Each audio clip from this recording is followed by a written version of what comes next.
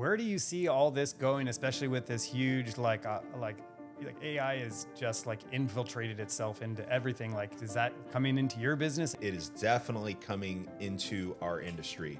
So right now, when you want to be able to control, let's say like your thermostat or your pool, your lighting, you're going into your phone and you're going to the app and you're able to control it. So in the future, the three of us can be in a room and one of us says to the other, gosh, it's kind of hot in here. Well, there's a microphone that's in the room. It tells the control system, which then tells the thermostat, let's turn on the air conditioner. Now, to top that off, if it knows that you like it to be this particular temperature, if it's hot on that particular day, it's just going to start doing it. Shade isn't a place you hide. It's where you pause, where you think, where real work happens. Quietly, creatively, and authentically. No slides, no filters. Just candid conversation about a story worth telling. It's not about villains. This is where brand builders, creatives, and storytellers come to share the stories they usually don't tell in pitch decks or press releases. It's about the people who work behind the scenes, challenge the obvious, bend the rules, or build unforgettable brands. This is Shady Characters.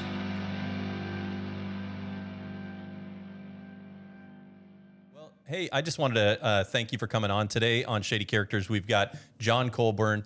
Jon owns Realtime, and Realtime is a really high-end AV company that's based here in San Juan Capistrano. And I'd love to let you kind of tell us a little bit more about that and get into your story. I think that you've got a really fascinating story, having worked in that business for so long, and ultimately now you're running that business. So tell me a little bit about that, Jon.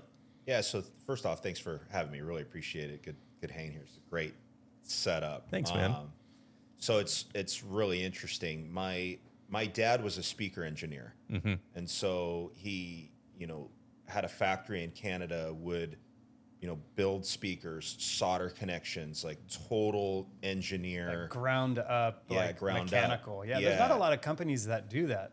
Right. It's like everything seems to be off the shelf. So if you have that, totally. That's So like awesome. I learned how to build speakers really early in my life, and Realtime was actually in Dana Point where I lived in, they were there in the 80s, 90s. So my dad would sell speakers to the business owner there. Yep. So then I'm 14, 15 years old, and I'm turning into just kind of a punk, and my dad goes to the owner and says, "Hey, can my son get a job here?"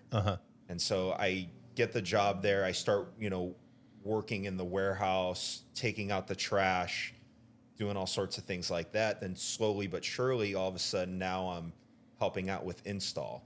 Now from install, I'm, selling product out there. Okay, well, actually, this guy can actually be a salesman for us. So then I become a salesman.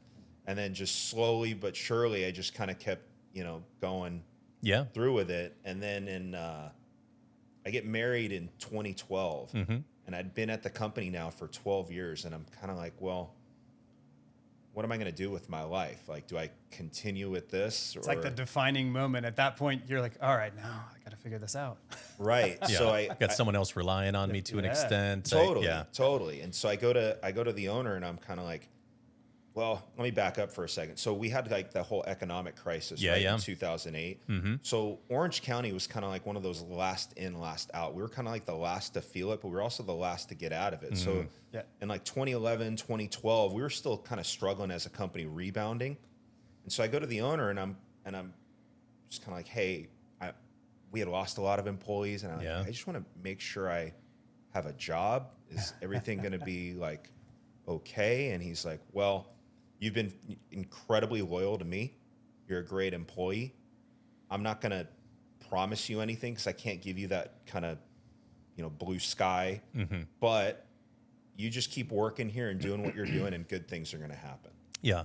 And so I kind of made it a point at that point in my life of just kind of sitting there going, okay, now's the time. I'm just going to go, and I'm going to grind, and I'm going to work, and I'm going to outwork anybody. You had a lot of faith.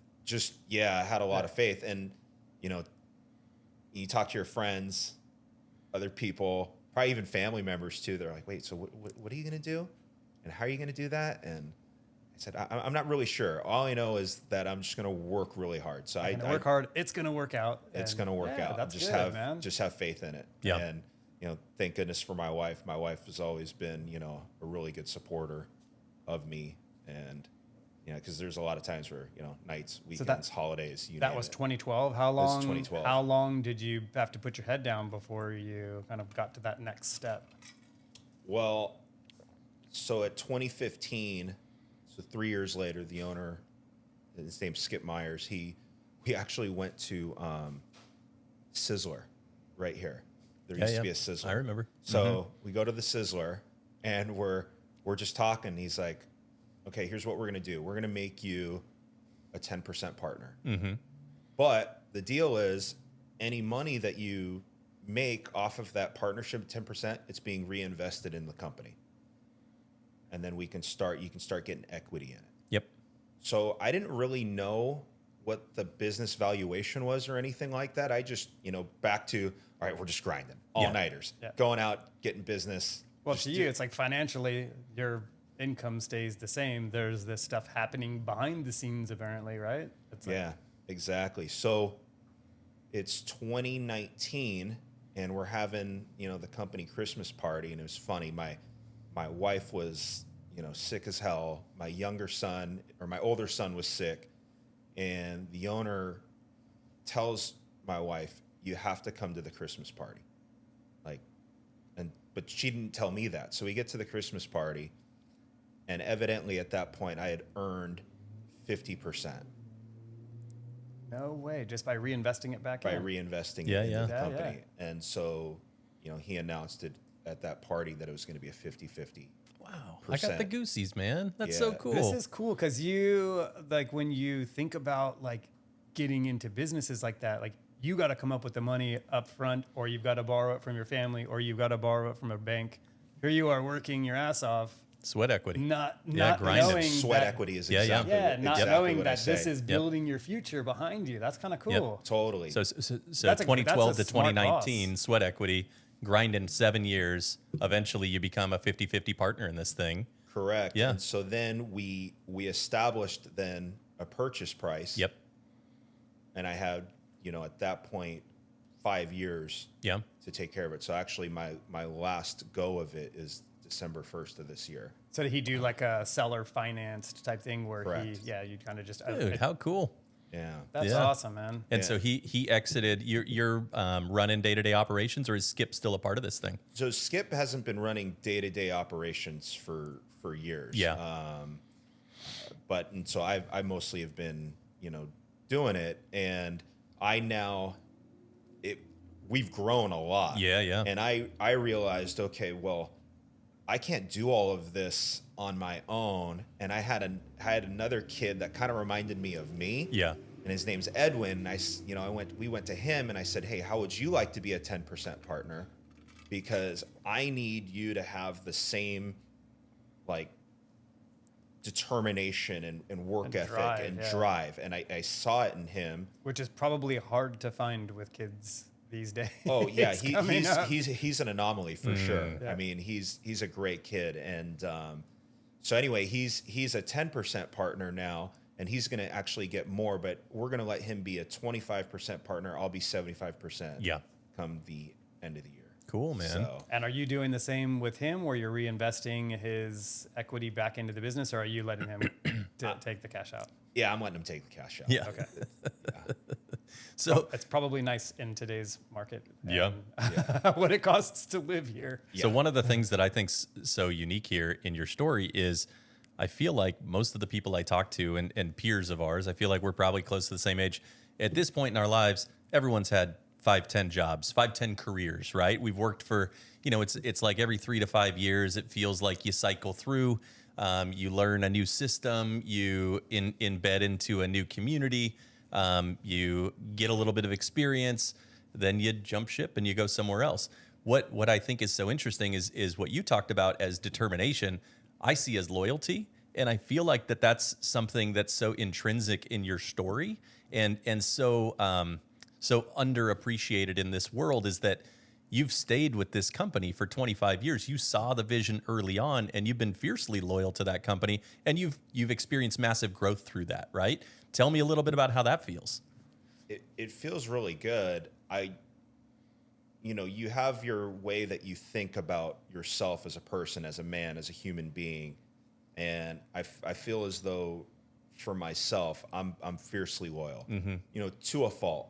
I can have, a friend out there where I know he screwed up. I know he jacked something up, even in his life. And I won't mention any names, but I had a friend, reach out to me recently, and he's done some things that he probably shouldn't do in his life. And me being the person I am, I probably shouldn't associate myself with him. Yeah. But because I grew up with him and he's like a brother to me, I can't just not turn your back on him. Turn my back on him, and I'll always be there. That's the loyalty thing again. Yeah, I'll always be there. Yeah. And if you looked at me and then him, you're kind of like, how are these guys associated? Right. But, yeah. Right. Exactly. But he's lucky to have you in his corner. Yeah. Yeah. For sure. Yeah. For do sure. you feel the same sentiment though? Like in this day and age, it's uncommon to find people that are so dedicated for so long to one sole purpose. Oh, totally.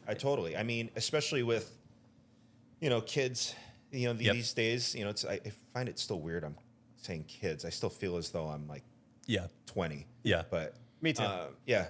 I'm not 20 anymore. No, same. But yeah, everyone's looking for kind of that instant gratification and just, hey, like if I don't like the direction this is going in a year, 18 months, like I'm out. Yep. And I don't feel as though that's the way. There's so much growth and just grinding at something, and you will get there. Yep. You have to just stay focused. Yep. I think that you are evidence of that in the fact that the installations and the creative solutions that I've seen come out of Realtime are so beyond me that I feel like that doesn't come unless you've been entrenched in that business for as long as you have, and you've become so immersed in the technologies available. Hey, people might come to you and go, hey, let's do it this way. And you go, look, man, I've been around the block. I know that's not the way to do it. I've learned from these mistakes. Whereas someone that's come into this more recently doesn't have that level of value or that level of experience that you have. And there's probably so much value to that, right? Oh, absolutely. I mean, I can't begin to tell you how many times, whether it's, colleagues, employees, they're like, wait, how do you know so much about this? Well, screwed up a lot. That's how. Exactly. Yeah. And there's a lot of wisdom in that, in having humility with that, I think, right? Absolutely. I'll be the first to admit I've screwed up more than I'd like to admit, but I think that ultimately that's what's allowed me to have so much success too, right? Totally. I think that's where the growth happens. Yep. It's, even when you're kids, you see them kind of do things, you want to make sure they don't fail, but if they do fail at something, it's actually not the worst thing to happen. They're it's hopeful that they learn from their mistakes and are able to grow out of that. Yep. If you're always kind of there with everything's always hunky dory, when something does happen when they're older, it's going to be an issue. I always find myself, I have to step back because I'm always like, no, don't do that. And it's like, I had a friend, he's like, don't ever put out their creative spark. Like, you got to encourage them to do things that maybe you don't want them to do, or maybe they shouldn't do. But if that's what is inciting creativity and getting them to try something, let them do it. And they might fall and hurt themselves. They might fail, but you gotta you can't put that spark out. I think for you, it clearly came at a point with your dad. I mean, it's more than a career. This has been like a lifetime for you. That the fact that you're still passionate about it is really cool. Totally. And it's funny you mentioned my dad and just, saying things. My dad, one of his sayings all the time was, figure it out. Mm-hmm. Figure it out. Mm-hmm. And I find myself saying it to colleagues, my kids, just. Yeah, it doesn't help me, or it doesn't help you for me to show you every possible step. I'm going to show you, I'm going to guide you a little bit, but then I'm going to let you figure it out on your own, because that's where the growth happens. Yep. There's more than one way to the finish line, that's for sure. Yeah. Right? For sure. And I just remember, sitting there as a kid, looking at me, figure it out. Figure what out? I'm asking you the question. Figure what? So you're raising boys, and you got two great young sons, 5th and 3rd grade. Where are you at? So one will be going into 5th, one will be going into 6th. Okay, perfect. Yeah. And we talked a little bit about the fact that they're maybe naturally in the younger generation, there isn't as much drive and motivation, yet they come from a dad with so much determination. How do you instill some of your legacy into them so that they're growing up more like their dad did than maybe more like their peers are? Sure. Yeah. One of the things is they, in the summers or, even like Christmas break, they'll come to the office. That's awesome. And work. I'll make them answer the phone. They, work in the warehouse. Could you imagine calling and a little kid answers the phone and be like, "Is this the wrong number?" Well, no, it's hilarious you say that. So yeah, like my 5th grader, the other day he was in. I said, "Pick up the phone." He's like, "Well, what am I supposed to say?" And I go, "Thank you for calling. Thank you for Realtime." calling Realtime. And he's like, "What else?" I go, "Well, they're gonna talk. Yeah. And then you're just gonna say, please hold. Yeah. That's it. You're gonna listen to them and just say, please hold." And he was kind of like starting to freak out. But he figured it out. What a confidence builder. Yeah. He figured it out. Yeah, that's great. Yeah. So do you see natural inclination in them to have a lot of drive and motivation? So my older son, Kai, Yeah. he is like what you call a perfectionist. Yeah. When he sees something, he's just a go-getter. Like for instance, he'll start watching like YouTube videos on how-tos, and then he's trying to do exactly that. It can be cooking a recipe. It can be doing this dribbling move in basketball. He's just one of those kids like that. Now, my younger one doesn't have that drive, but he's a lot more talented. Yep. So he'll figure it out, and then when he does, his height of things is pretty darn great. Yeah. That's very cool, man. Are they also following your footsteps with football? Oh yeah. Yeah, big time. So they're both in their first year of tackle football right now, and it's good. Yeah, it's good. They're having a good time with it. Yeah. It's definitely a change from flag or 7-on-7, but are they also the unfortunate winners of a Raiders of a love for the Raiders? Yeah. So it's really funny. Like even last year, my son Kai's like, "Dad, like why are we a Raiders fan, bro? Like they suck." And I'm like, "Hey man, sorry. Don't ask me. Ask I'm Ice sorry. Cube." Take the good with the bad. Yeah, I I'm know. like, it's not my fault. At least we don't like the Cowboys, right? Totally. And we're big NWA fans. That's right. Yeah, That's right. Yeah. Do you guys go out to that stadium though? Yeah. My kids haven't been, but I've been. It's beautiful. Yeah. Stadium's rad. I mean, if you ever go to like a football game or like a sports thing in general, you're always kind of like, okay, well, when's the TV timeout? When can I go to the bathroom? When can I get the drink? And then can I make it back to my seat in time? Yeah. They like bring it to you, don't they? Or? Well, in certain spots they do, but the greatest part about that stadium is there's bars and bathrooms everywhere. So like, it really doesn't matter. You can just go like, even if it's like a little quick TV timeout, boom, bar, bathroom, back, you're good. I instead of going to a football game, I get to go see the Backstreet Boys in Las Vegas. Now, are they at Allegiant or are they at the Sphere? It's at the Sphere, so it'll be cool. Yeah, it'll be You're cool. stoked. I just saw. He gets to wear all white. That's the trick. He's gonna look good in those white pants. Excited. So I just saw. Don't you know you're not supposed to wear? It's not Labor Day. I can still wear white. Touche. I saw that Metallica's playing at the Sphere sometime in like January 2026. That's too hard for him. Yeah. He's a Backstreet Boy guy. Got it. I was the kid that used to sneak into Irvine Meadows for Metallica. What are you talking about? So being an audiophile, do you share a love of music, right? Like Totally. Where do you connect on the spectrum of music? Where do you align with That's most? a great question. So when I was a kid, I was forced to play piano, and You guys are really going to connect now. This is a keyboard player I right was here. too. I wanted to play drums, and my drum teacher, before he would let me even hit a drum, he's like, "You need to take a year of piano lessons." honestly, you probably saw some really good benefit though from it, right? Absolutely. It's all coordination. Totally. So I played the piano. Probably started in like 3rd grade, and then in 7th grade, I saw like at kind of like a little school gathering, my buddy playing the electric guitar, and I was like, oh, okay, I want to do that.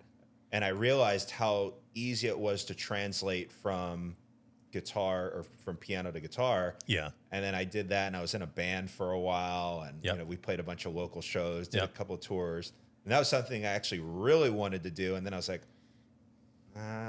going in a van is cool this first time. Second time is not so great. The 3rd time sucks. The 4th time's awful. I need to make some money. So Yeah. It's cool to travel. It's much cooler to travel on a bus rather than a van. The big old tour bus. Yeah. A van is a grind for sure. Yeah. What kind of music were you guys playing? So we were kind of more of like a heavier, like you remember the band Ben Folds Five, or like even like Coldplay. It's like our front man was a piano player, but we were kind of like more of like a heavier band with that front man being a piano player. Yeah. It was cool. Right on. Yeah. Yeah. What was it called? We were called Beyond Conception. In fact, they're still playing. Oh, really? They're still playing as a band, and shout out to Beyond Conception. Yeah. They're still rolling. Yeah. And Do you get to step in on any like local shows? they've asked me to. Yeah. And I just like I don't play consistently enough now to probably be able to, but one of these days I'll get out. It is one of those things that if you don't do it, you forget, and sometimes it's hard to get it back. Right. Yeah. And I'm just rusty with timing, and because I'll play maybe like 2 hours. A month. You probably have an awesome play. You've got this beautiful showroom here in San Juan. You get to go plug in a bunch of instruments there and have a wall of sound. Gosh, I wish. So we do have one of those player pianos there. So right when you walk in, there's this kind of baby grand piano, and when that actually goes through the house sound system. So that's pretty cool. Yeah. Oh, I'm sure. You got to get down there, man. It's like I want to go check it out. Pretty unreal. It's awesome. Yeah. So you started in sound. You now, I mean, you do big screen installations, smart home stuff. What else is kind of the breadth and depth of what Realtime is capable of? So we essentially get into, at this point, anything that turns on or off or opens and closes. Okay. In a home. In fact, like even this morning, I had a builder send me a message. It's just this random towel rack, but it's an electronic towel rack. Oh yeah. And the client's desire is they want to be able to control this thing when they're away from the house on an iPad. I want to be able to get my towel warmer on. Correct. So I look into this, realize okay, that is next level first world problems. Oh yeah, oh yeah. I think Realtime solves a lot of first world problems. Oh yeah, yeah, oh yeah. And so sure enough, I look into it, and it's like, oh, okay, it's just a basic relay. Like, we figured it out. Yeah. This is how we do it. Yeah. And so, but we get into doing motorized shades, surveillance, security, thermostats, pool control. Like, I never thought, being an old speaker guy, that I'd know so much about pool control. Yeah. But I do. Yeah. Smart home is definitely like something, and it in a lot of senses it's become affordable for people with some of these like out of the box systems. But like what you're doing is completely above, like far and above. Yeah. My Nest or my But you can- my Casita lights. But we even do it as like if somebody wants to do Nest and Caseta from Lutron, which is stuff you can purchase from Home Depot, we'll set it up for you. Not everything we do has to be crazy high end. We go from if somebody wants to come in and just purchase a 55-inch TV, they can do that. If somebody wants to dial in their whole house and get as crazy as possible, have it all on one app, all this automation, voice control, we do that too. Yeah. So I have a question for you. So No, go ahead. I see you're getting ready to jump in. My wife is an interior designer. We've talked about that before on the show. But she had a client in Corona Del Mar, and there was an AV guy. And I wish I would have known you because I would have given you the job. But this guy put this huge rack mount system in his house. Do you really need a rack mount system these days, or is everything now a little more compact that you can get away with a smaller footprint? So the footprint has definitely gotten smaller, but you still need that You rack. need that big like floor to ceiling rack. Yeah. Yeah, and one of the big reasons for that is so that a lot of times now in homes, kind of the style is nobody wants to see anything. Yeah. Like even the TV on the wall. They have those frame TVs now that turn to art. Yeah, so people don't want to see anything. So in order for us to do that, we have to centralize it in a location. Yeah. And despite the whole, well, everything's wireless now, it's really not. You still need that wired, infrastructure there. So the rack really does help that. It keeps the equipment cool, layers it nicely. Think about so I'm trying to think back to when you started in this 25 years ago to the statement you just made, which is now no one wants to see anything. They want their speakers to be integrated into the ceiling and panels that are, color matching. They want a TV that looks like a painting when you're not there. I think back to 25 years ago, the ballers were the guy that had that They wanted to 3 foot show it off, deep, yeah. giant TV that was the statement. It was twice as big as your fireplace. Yeah, you know, yeah. like Well, that was the thing then. 100%. Yeah. I mean, so I used to live in this apartment in 2004, and I had two 65-inch TVs, Yeah. big screens, and they were next to each other. Yep. But it took up like half the living room. Yep. And so... And you were the coolest one. He in was that the community. coolest. But yeah, everybody came over for like college football Saturday, Sunday. You could play GoldenEye on Halo on that Right. one, and you could have football on the other. Man, you Yeah. were living. Yeah, but Yeah. like I said, the room was... There was a ridiculous room. I wish I took some pictures some of pictures. it. This one is just for gaming. Right. Exactly. Yeah, I love that, man. So you've seen quite the evolution, and you can imagine you've seen a lot of growth in real time, which you mentioned. But to Tim's point, like the advent of smart home has happened in the last 15, 20 years, and so you kind of entered this industry at a really pivotal time where you were brought in because of your dad's love and your love for audio, but you entered the industry at a time when there was so much exponential growth opportunity because it went from probably real time being, we are a speaker guy, we're going to help you install this, to now anything that turns on or off or opens is in your wheelhouse. And I mean, that's a massive opportunity. For sure. And with business, you have to evolve. Yeah. Right. So a lot of our bread and butter when I first started was TVs and sound systems. Yep. Well, then you realize, so if we back up a little bit, when you bought your first big plasma TV in the early 2000s, I remember those were heavy. They were heavy. They were yeah. super they were heavy, heavy. but they were also $30,000. Yeah. So, and then the margins were like pretty good on them. Sure. So now, you can probably buy a more expensive cell phone than a TV. Yeah, good point. So, and then the margins on TVs were razor thin. So we're like, okay, well, we really need to expand our business and be able to pivot this. So that's how we really got into doing home automation, plus the demand, plus doing network and IT services. We knew that was going to be more of a demand.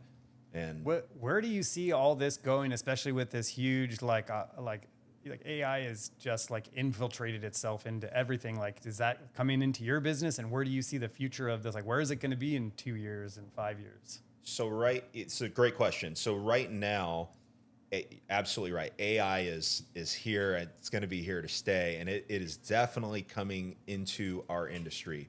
So right now, when you want to be able to control, let's say like your thermostat or your pool, your lighting, you're going into your phone and you're going to the app and you're able to control it.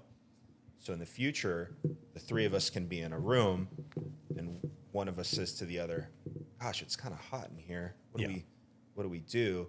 Well, there's a microphone that's in the room.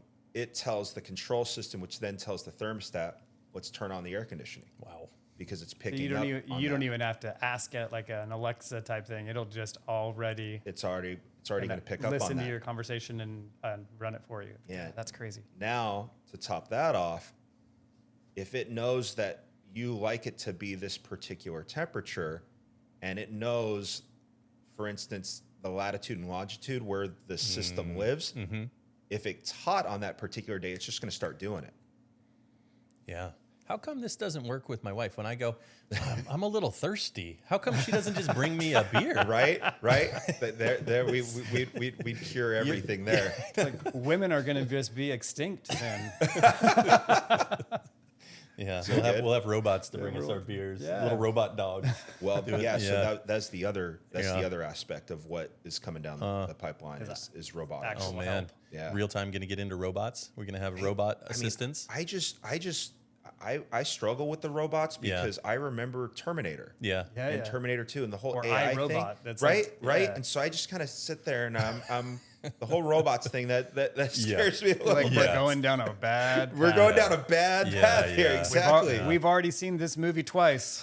Twice. Exactly. So that's the robots thing is a little weird for me. Yeah. I hear you. Well, man, I really appreciate you coming in today, giving us some insight on real time, and also more importantly, just highlighting what it means to be so loyal and so determined, and applying that into your business and seeing the massive success that you have. I think it's been really cool to see, and I appreciate you coming in and sharing some of that insight with us today. Oh man, thanks so much for having me. Really appreciate it. I love, that you guys are right here in town, right here in downtown. See the sign every day as I pass by. Yeah. It's awesome. So Jon Colburn again, Realtime. Their showroom is here in San Juan Capistrano. Anything you want to plug website wise or social handles that would be helpful to find you? Yeah, so you can go to our website, which is realtimeav.com. Our showroom's right down the street. And then our Instagram is instagram.com/realtime sight and sound. Awesome. Thanks, Jon. Appreciate it. Awesome. You got it. Thank you guys. All right. Let me ask the real question. How did you grow up in Boston and get stuck not following the Patriots and fell in love with the Raiders? Okay, so it's so fun. There's a little bit of redneck, a little bit of like rebel. The Patriots were always terrible. Yeah. Terrible. Yeah. So in like the 60s, They're terrible again, by the way. True. If it makes you feel any better, I'm a Bears fan, so I kind of sit in the same area as you. Yeah, it's so funny you say that. I just played golf with a guy from Chicago last week, and he's a Bears fan. He's like, "Oh, we're the Raiders of the NFC," and I was like, "Okay, we can bond on this. yeah." But hey, we're getting a new stadium. There you go. Well, we got a new stadium, and we don't do a lot of winning.